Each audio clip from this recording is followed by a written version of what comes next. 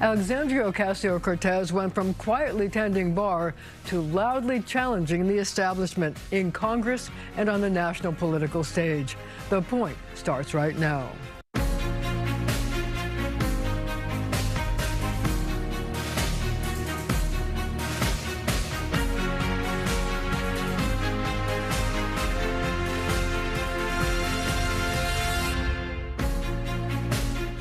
She's known as AOC to most of America, a congresswoman who is not afraid to ignore the party line. She's here to talk about the many big issues confronting Washington and the nation. And the biggest issue right now is immigration. Nobody's happy. Everybody's unhappy. Everybody's worried. What should President Biden be doing? You know, I think it's not just about President Biden, but it's also about Congress. You know, our government and our governance. It's the president, it's the Senate, and it's the House. First thing that we need to do, I think, is actually be able to provide the resources so that our system, as it's currently designed, can function. Right now, because of a Republican-controlled House and so much of what's been going on, some of these basic systems are not even being processed. We don't have our judges to process these visa applications. Good point. We don't have our actual paperwork processing so that people can get work permits, do the things that they need to do to get on their feet and not have to rely on our systems.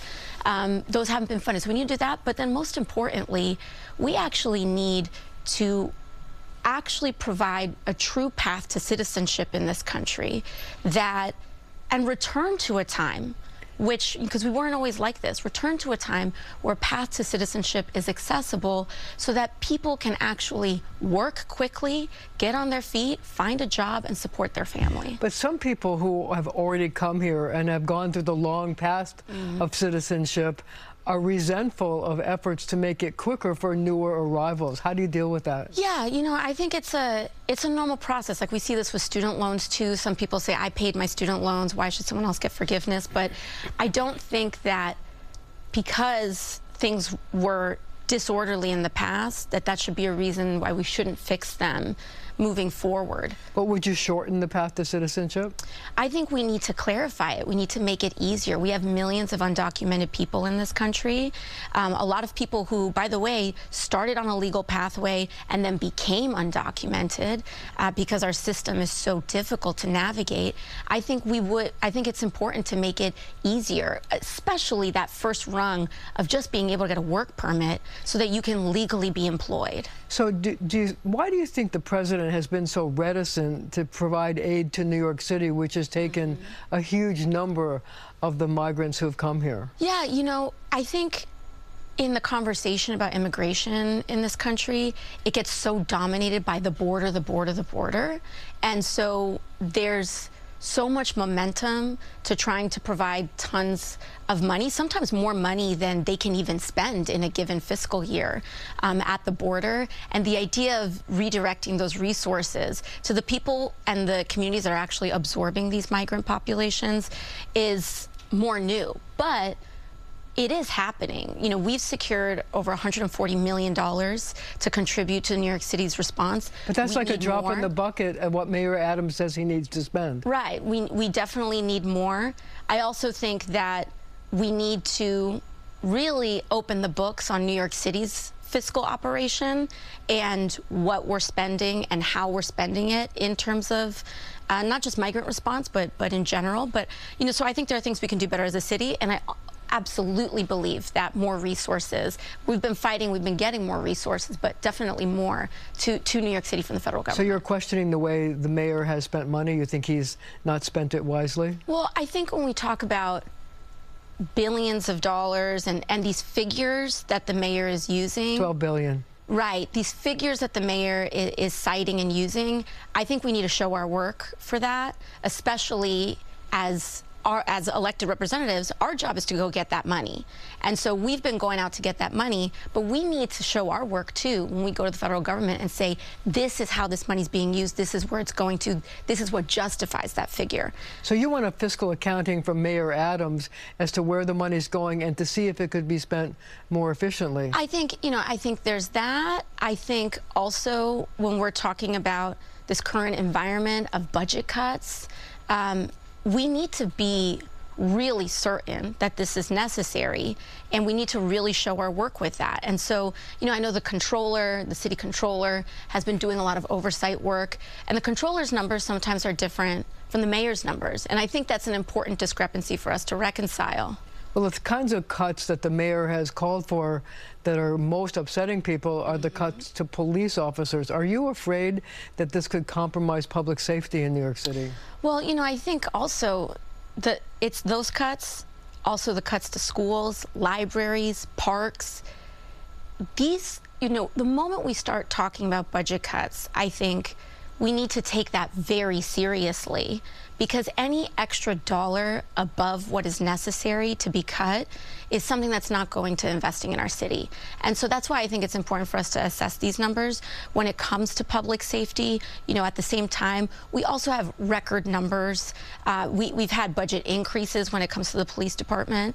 And so, there's a balance there. I do think that some of the areas that are seeing some of the most extreme cuts, parks, schools, libraries, we really need to address why that's justified and look at the numbers behind that. Do you think that there was a political consideration that the mayor made cuts that would get people most upset in order to get more money from Washington? I can't speak to the mayor's calculus and what motivates what. I do think that there are multiple ways to balance a budget. One can be in budget cuts, and the other can be in figuring out how we raise revenues. We have enormous amounts of wealthy people in New York City, and the fact that these cuts were considered, but revenue raising for the wealthiest people did not seem to be considered. I think we really need to make an assessment about that, and because working people are hurting right now, and to cut the resources that everyday people already have, I don't think is the right direction if there's any way to avoid it. So you're talking about tax cuts for the 1%? Yeah, we have an enormous taxes on the 1%. We have a housing crisis in the city. Huge areas of Manhattan are essentially empty because people are having second, third, fourth homes that are not being occupied, not contributing to the city's economy. Meanwhile, everyday people can't find a place to live because they can't find an affordable place to live. And so I think it's important for us to figure out, how do we move the city in the direction of making it more livable for the people who work here and live here. So are you really talking about like the targeted real estate tax hikes for like people who live like a billionaire's row and those expensive apartments, so that you wouldn't increase real estate taxes on everybody, just on those people who have the very expensive homes? Right, and that's just one avenue, right? That's just one avenue to look at. There are plenty of other ways to, explore how we find that solution. But the fact that the immediate go-to and that the first thing on the chopping block is kids' schools and our parks and the basic things that go to our functioning, which all of those things go to public safety, right?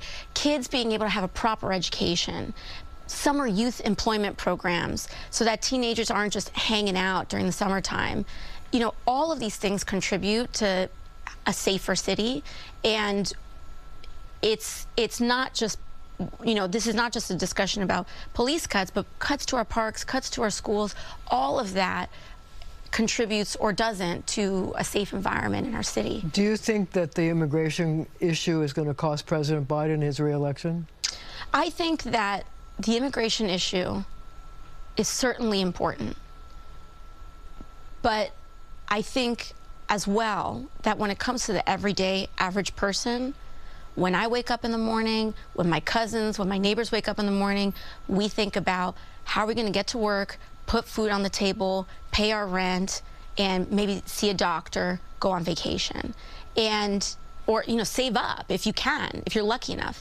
And so I think that that's the most important issue. Of course, there are many others: immigration, climate, so many others.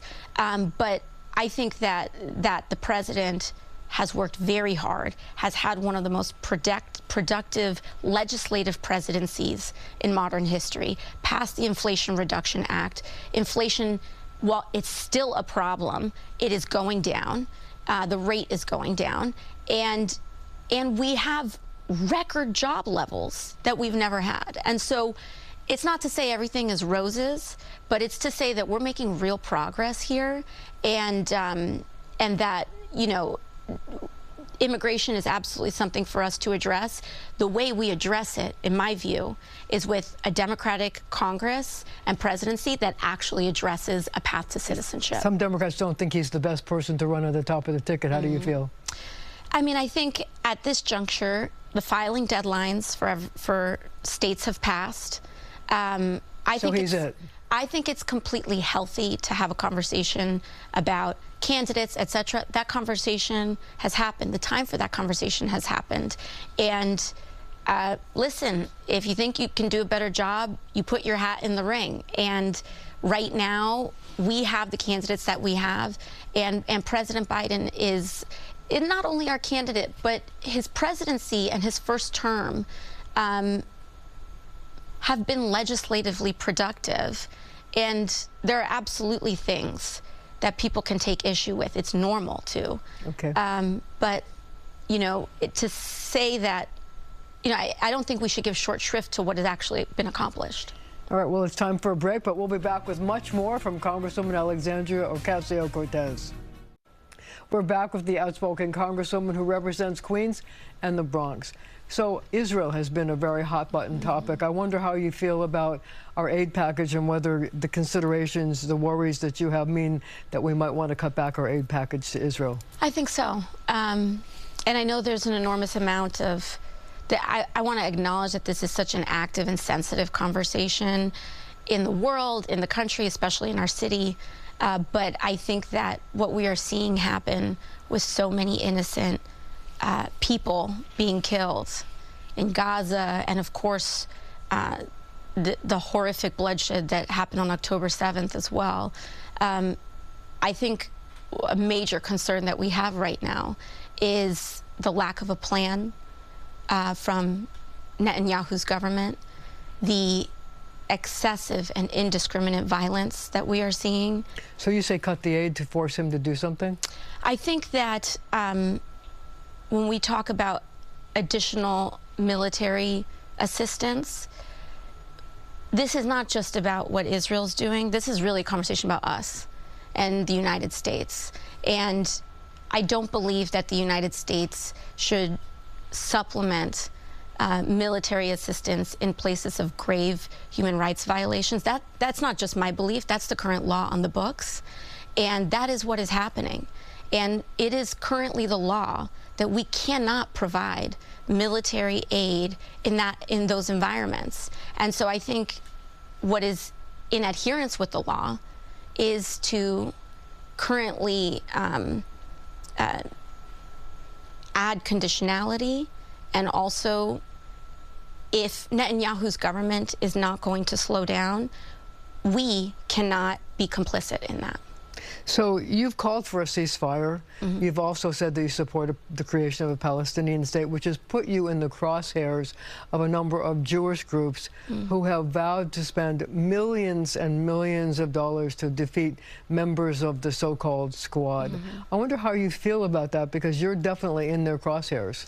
Yeah, you know, I'm also proud to have the support of Jewish organizations that believe in human rights for all people and understand that the path to a lasting peace is in dignity for both Palestinian and Israeli families, but particularly in ending the injustices that Palestinians face. Now, when it comes to, you know, how I feel about this challenge, it's no secret that standing up to established powers puts a target on your back. And that's a big reason why people don't do it.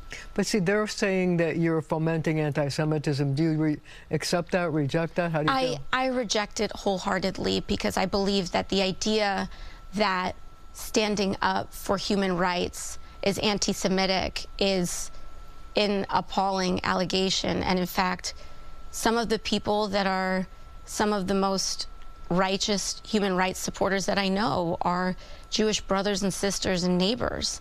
And so the idea that to stand for Palestinian dignity has anything to do with the criticism of Jewish identity, I think, and I think we all know that. I think our Jewish community, our Palestinian community, we know to separate individuals and identity from governments. And Palestinians are not Hamas, and Jewish people and Israeli citizens are not the Netanyahu government. But do you think that these activists and their multi-million-dollar campaign will be successful in defeating some members of the squad? Jamal Bowman, for example. You know, it poses a real threat. You know, politics and big money in politics is a big thing. And this is what we do when we stand up to big oil. This is what we do when we stand up to big pharma. And this is what we do a lot of times when it comes to standing up to a military industrial complex. And it does put a target on your back politically. I think that this year, you know, is a time for New Yorkers to say, do I want big money to decide my representation, or do I want to decide my representation? And with individuals like Jamal Bowman, who's one of the most fantastic representatives that we have seen in this state in years, you know, we want to make sure that it's New Yorkers deciding who they send to Congress and not special interests. But people would say that Jamal Bowman's Democratic opponent, George Latimer, is also a good candidate. So, and that's what campaigns are for, right? And I'm looking forward to supporting Jamal Bowman. I'm looking forward to visiting some of my own stomping grounds in Westchester, and talking to neighbors and communities and having people excited about supporting him again, as well as many others. I wanted to ask you, go back a little bit and talk about presidential politics. We only have a couple minutes left, but I wondered about this move by former Senator Joe Lieberman to support something called the No Labels Party, and he's trying to get people on the ballot in all 50 states, and it would be a bipartisan slate, a Democrat and a Republican. Do you think that's going to hurt? Who's that going to hurt? Well, I think we have to be realistic about our current process. And listen, I stand up to my own party quite often. I disagree with my own party quite often. And I think in a lot of contexts, third parties are great. I mean, you know, in New York City. Will the third party candidate this time hurt the Democrats or the Republicans? Well, I think a third party on a presidential ballot is unproductive. And you know, it could hurt a Democrat. It could also hurt a Republican. But at the end of the day, I think what is most important is that if we want to actually take on the structure of a two-party system, we have to start from the bottom up. And, you know, in New York City, we have the Working Families Party, we have other parties, but in other states, you know, I don't think that it starts with the presidential election. I think it starts with our own communities and having that conversation. And just really quickly, so do you think that they're going to actually succeed? You got about 10 seconds. I mean, we're going to work so that they don't. So, no. And on that note, we're going to leave it there for now, but our conversation continues right after the show on our streaming channel, CBS News New York.